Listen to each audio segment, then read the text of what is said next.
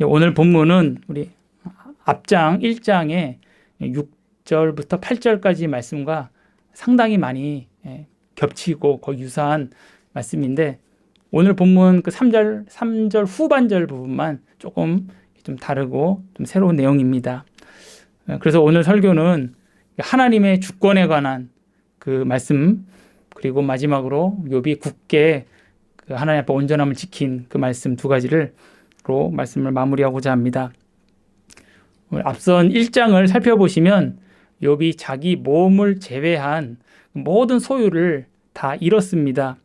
이 일이 하나님의 정말 비밀하고 선하신 뜻이었지만 욥은 그 뜻을 당장은 다 알 수는 없었습니다. 물론 욥은 하나님을 믿었습니다.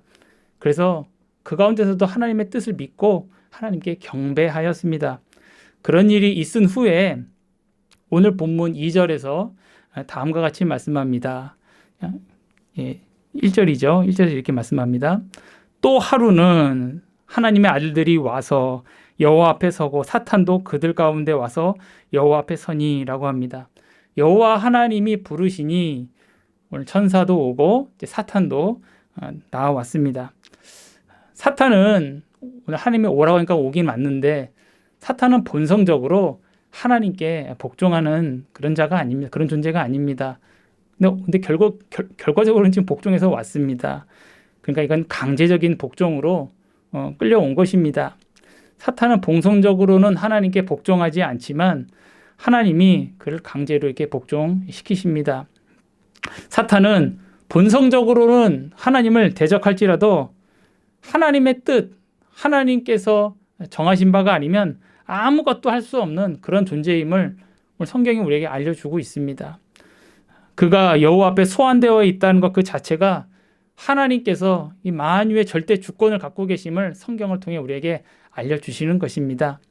절대 주권자이신 하나님은 이 악한 자들이 하나님을 대적할지라도 하나님은 오히려 그들의 대적을 도구로 삼아서 자기의 기뻐하시는 선하신 뜻을 이루시는 분이십니다. 하나님이 절대 주권자이고 모든 것이 하나님의 뜻이라면 우리가 쉽게 이렇게 생각할 수 있죠. 하나님은 그럼 악을 조성하시는 분이신가? 죄를 조성하시는 분이신가? 이런 질문이 옛날부터 있었습니다. 성경적인 답은 당연히 그렇지 않다는 것입니다. 죄에 대한 책임은 그 의지로 죄를 지은 자에게 있고, 하나님은 성경은 일관되게 언제나 의로우시고 언제나 하나님은 공평하시고 하나님은 찬송받기 합당하신 분으로 우리에게 알려주고 있습니다. 절대 주권자이신 하나님은 모든 것을 주관하십니다. 어느 것 하나 하나님의 뜻에서 벗어나 하나님의 주권과 상관없이 독립적으로 발생하는 일은 단 하나도 없습니다. 그런데 동일하게 하나님은 죄의 조성자는 아니시다라는 사실, 이 두 가지가 명백한 진리입니다. 그러나 우리의 지성으로는 이걸 명확하게 풀기가 쉽지가 않습니다. 그래서 이 하나님의 비밀은 너무 광대하고 너무 깊습니다. 그래서 예전에 어떤 교부가 하는 말이, 삼일체에 관련된 하나님의 비밀과 관련해서 얘기할 때 우리가 가지고 있는 것은 국자와 같고, 그리고 하나님의 그 비밀은 저 큰 바다와 같은데, 우리가 하나님을 다 이해하려고 하는 것은 국자로 저 바다를 다 담으려고 하는 것과 같다. 이런 비유로 이렇게 말을 한 적이 있었습니다. 어떻게 큰 바다가 국자에 담기겠습니까? 그 하나님의 그 비밀이 어떻게 우리의 이 머리에 다 말끔하게 들어가겠습니까? 그러므로 하나님의 이 비밀은 이걸 내가 아주 명확하게 내가 정리하고 설명하겠다라는 것 자체가 큰 교만입니다. 우리는 이러한 하나님의 비밀에 대해서 경외심을 갖고, 그리고 겸손히 그 비밀을 있는 그대로 받아들여야 합니다. 그리고 그 가운데 묵상하는 것입니다. 그 가운데 하나님의 뜻을 묵상하는 것입니다. 우리는 하나님의 행하신 일과 또 하나님의 일하시는 방식, 또 하나님의 하신 그 이유, 이런 것들은 하나님께서 우리 성경을 통해서 알려주시는 만큼 그것을 우리가 만족해야 합니다. 지금은 우리가 다 알 수가 없습니다. 이해할 수 없을지라도, 그러나 성경 말씀의 마지막에는 모두 알게 해주신다, 이렇게 약속해 주셨습니다. 고린도전서 13장 9절 10절을 9절 10절 12절을 제가 읽어보면 우리는 부분적으로 알고 부분적으로 예언하니 온전한 것이 올 때에는 부분적으로 하던 것이 패하리라. 우리가 지금은 거울로 보는 것 같이 희미하나, 이 거울로 보는 것 같이 희미하다는 거 우리 성도님들 지금 보시는 품질 좋은 거울을 말씀하는 게 아니고 청동 거울을 말씀하는 겁니다. 그걸 이해하시면 되겠습니다. 희미하나 그때에는 얼굴과 얼굴을 대하여 볼 것이요 지금은 내가 부분적으로 아나 그때에는 주께서 나를 아신 것 같이 내가 온전히 알리라, 온전히 알리라 이렇게 우리가 말씀하고 있습니다. 그러므로 신자가 지상에 사는 동안에 이곳에서 모든 것을 다 끝장낼 생각을 하지 마시고 믿음과 또 겸손과 이런 장래에 대한 소망 가운데 이 지상의 나그네 길을 우리가 걸어야겠습니다. 완전한 삶은 종말의 때에 우리가 좀 기다려야 합니다. 하나님께서 오늘 본문을 통해 하나님의 절대 주권을 알려주시는 의도는 바로 이 사탄과 악한 자들, 이 세상에 그런 악행들이 있을지라도 그들의 궁극적으로 의도하는 바, 그 기획, 그것들은 달성될 수가 없고 오직 궁극적으로는 하나님의 뜻만이 선다라는 것을 알려주려고 오늘 욥기에 이런 모습을 보여주시는 것입니다. 하나님께서 누구의 보고를 받아야 아시겠습니까? 천사가 와서 하나님께 말씀해야 하나님이 그러냐 아시겠습니까? 사탄이 와서 제가 뭐뭘 했습니다. 이걸 얘기하면 그때서 하나님 아시겠습니까? 아니죠. 오늘 이것은 우리의 수준에 맞추어서 욥기를 하나님께서 알려주신 것입니다. 이 천국, 이 하늘의 일을요. 그러므로 사탄이 악을 행할지라도 그 악의 목적이 이루어지는 것이 아니라 하나님은 그것을 사용하여서 하나님의 비밀한 선하신 그 뜻을 이루십니다. 그러므로 우리에게 어떤 악한 일이 닥칠지라도 그 선하시고 그 의로우신 그 하나님, 그 신실하신 하나님을 우리는 그때에도 신뢰하며 그리고 우리의 구원을 확신하고 있어야 합니다. 이것을 흔들려서는 안 됩니다. 하나님의 말씀에 따라 하나님을 고백하지 않고 자기 느낌이나 또한 자기의 그 생각에 따라서 하나님을 판단하면서 그리고 나의 그 판단대로의 하나님이 다다. 그런 하나님, 내가 생각하는 대로의 하나님이 전부다. 이렇게 생각하는 것은 정말 헤어나올 수 없는 구덩이에 빠지는 것과 같습니다. 정말 답답한 일입니다. 그러므로 우리는 하나님이 하시는 일, 그 앞에서 하나님께서 바로 우리에게 선하고 유용한 것을 하나님 우리에게 가르쳐 달라고 침착하게 하나님께 기도해야 하고 또 하나님이 우리에게 가르쳐 주신 그 선하고 의로운 것들, 성경을 통해서 우리가 배우는 것들을 기꺼이 우리가 받아들여야 합니다. 모든 사람은 하나님이 행하신 일을 자기 인간적인 이해에 끼워 맞추려고 하다 보니까 뭔가는 하나를 좀 잘라내던가 버리던가 해야지 되거든요. 하나님이 절대 주권이시다. 죄의 조성자는 아니시다. 그럼 이해가 안 되니 하나님은 어떤 부분에서는 주권을 사용하지 않으시고 부분적으로 주권을 사용하신다. 우리 사람은 그렇게 조작을 합니다. 그런데 하나님은 모든 것을 주관하신다고 말씀하십니다.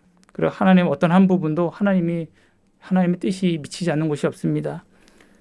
마태복음 10장 29절 보면 예수님 말씀하시기를 참새 2마리가 한 아사리온에 팔리지 않느냐 그러나 너희 아버지께서 허락하지 아니하시면 그 하나도 땅에 떨어지지 아니하니라.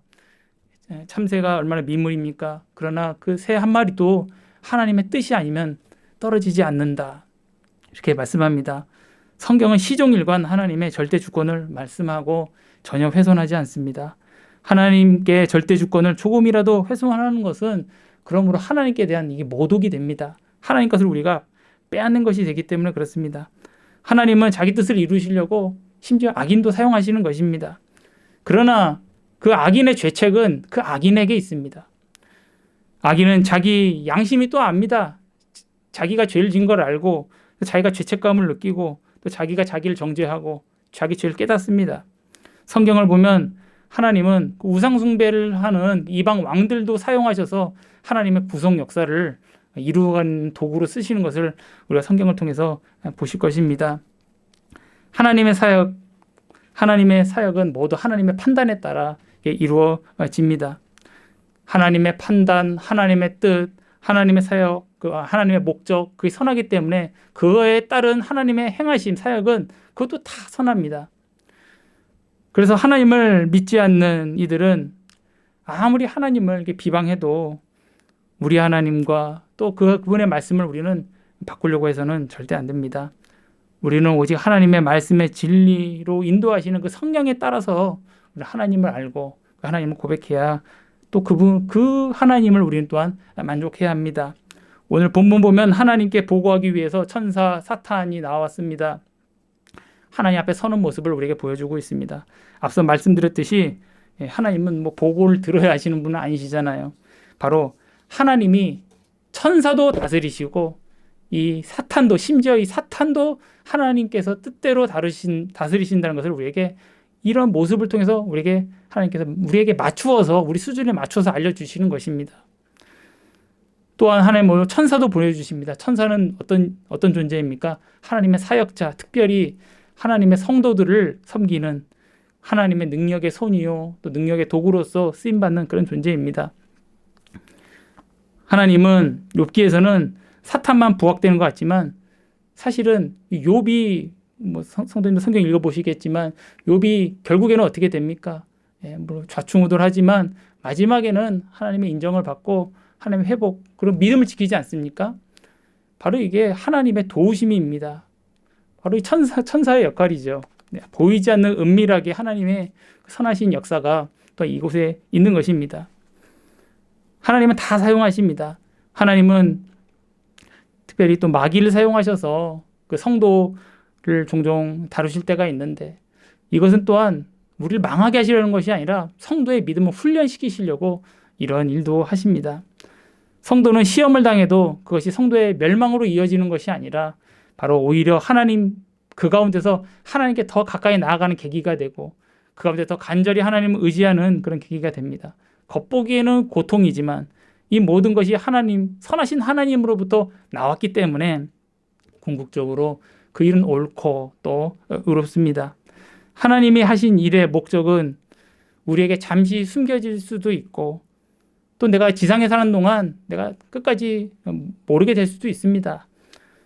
평생 숨겨질 수도 있습니다. 그러나 하나님은 신자가 이 땅에서 이 믿음을 잘 지키기를 원하십니다. 하나님은 이 신자가 그 믿음의 훈련으로서 평생 깨어있기를 원하시고 또 자만하지 않기를 또 원하시고 궁극적으로 승리하기를 하나님은 원하십니다. 하나님은 신자가 환난 중에 하나님의 도움이 나에게 너무나 필요하다는 것을 절실하게 느끼기를 하나님은 원하십니다. 그래서 그런 계기로, 그런 환경으로도 이끌어 주십니다. 그래서 하나님은 신자가 환난 중에 더 하나님께 깨어 있고 여러 유혹이 닥칠 때에 그것을 피하는 훈련도 하게 하십니다. 결국에는 하늘의 능력을 힘입어 더 크고 타고난 승리를 하나님은 신자에게 주십니다. 우리 성경을 읽어보면 믿음의 조상들 다 우여곡절을 살지만 마지막에는 다 승리해서 하나님 품에 가지 않습니까? 지금 지상에서 성도에게 이런저런 시련이 있으나 장래에는 우리는 우리 구주 예수 그리스도와 같이 영광스럽게 되어 더 이상 시련이나 시험이 없고 그리고 직접적으로 온전히 알게 될 것입니다.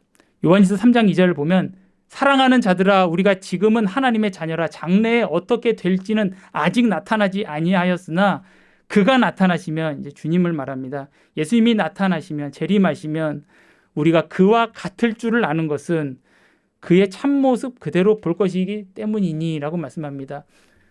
우리가 다시 오시는 주님은 지금도 살과 피를 가지신, 영과 육체를 가지신 하나님이십니다.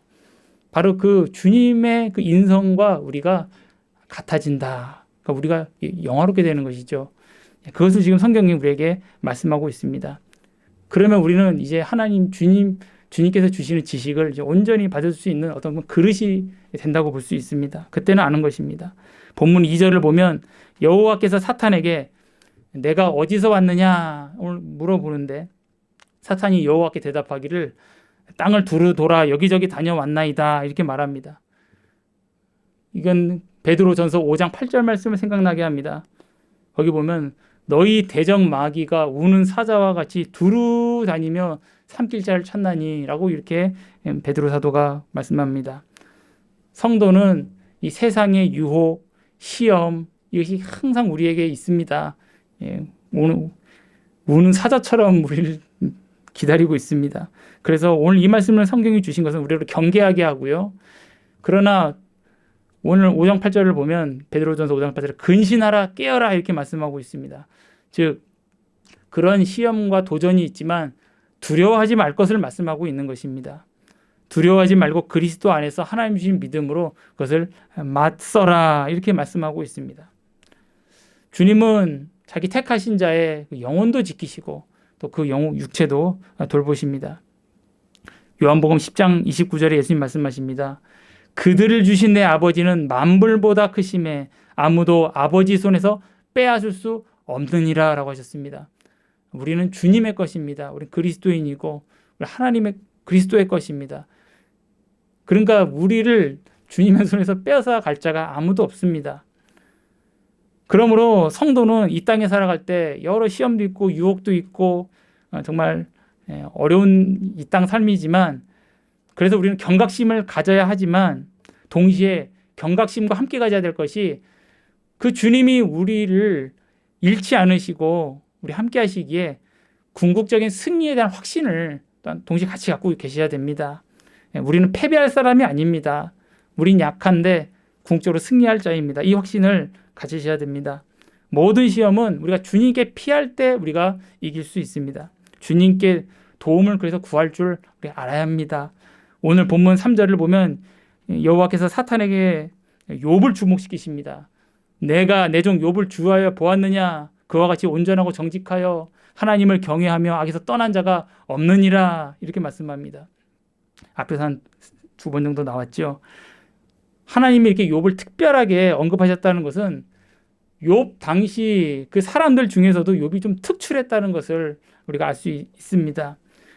물론 욥은 우리 얼마 전에 담임 목사님께서 말씀하셨지만 욥은 완전한 사람은 아닙니다. 주님 외에는 인간으로서 완전한 이는 없지요. 그런데 인간들 중에 상대적으로는 좀 특출났습니다. 성도에게는 이 세상에서 이런 특출남이 성도에게는 있습니다. 다른 것이 아니라 다른 특출함이 아니라 거룩함이지요. 그 세상의 부패함을 본받지 않는 특출남. 세상의 유혹과 시험이 있는데 그 가운데서도 성령의 능력을 구하는 그런 특출남. 그것입니다. 그래서 그걸 이기고자 하는 것이죠. 그래서 욥을 비롯한 성경의 믿음의 조상들을 보면 그분들 그 믿음의 조상들은 내 옆에 있는 사람들보다 내가 좀 더 나은 걸로 자족하며 살았던 사람들이 아니라 모두가 하나님을 의식하며 살던 사람들이었습니다. 그래서 그들은 하나님을 기쁘게 하기를 원했고 그래서 그 하나님은 중심을 보시는 하나님이기 때문에 그 마음의 중심을 하나님 앞에 바르게 두고자 했습니다. 그래서 정결한 마음을 하나님 앞에 구한 이들이 우리 성경에 나오는 모든 믿음의 그런 조상들입니다. 그러므로 우리 자신도 돌아볼 때에 나는 두 마음을 가졌는가? 두 마음은 위선을 의미합니다. 하나님 앞에서도 정직해야겠지만 사람과의 관계에서도 우리는 정직해야겠습니다. 겉과 속이 다 같아야겠습니다. 진실함이 있어야겠습니다. 이런 진실함은 하나님께 대한 경건에서 나옵니다.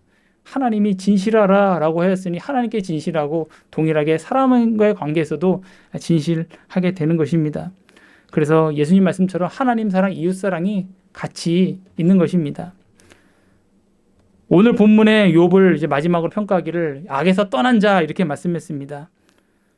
우리 안에는 욕심이 있습니다. 내 안에 욕심이 있고 또 우리 세상에는 또 욕심거리들이 많이 있습니다. 이 세상에는 우리가 하나님을 섬기기 위해서는 이 세상에서 우리가 하나님 섬기기 위해서는 악을 떠나는 일이 필수적으로 요구됩니다. 이거는 선택사항이 아닙니다.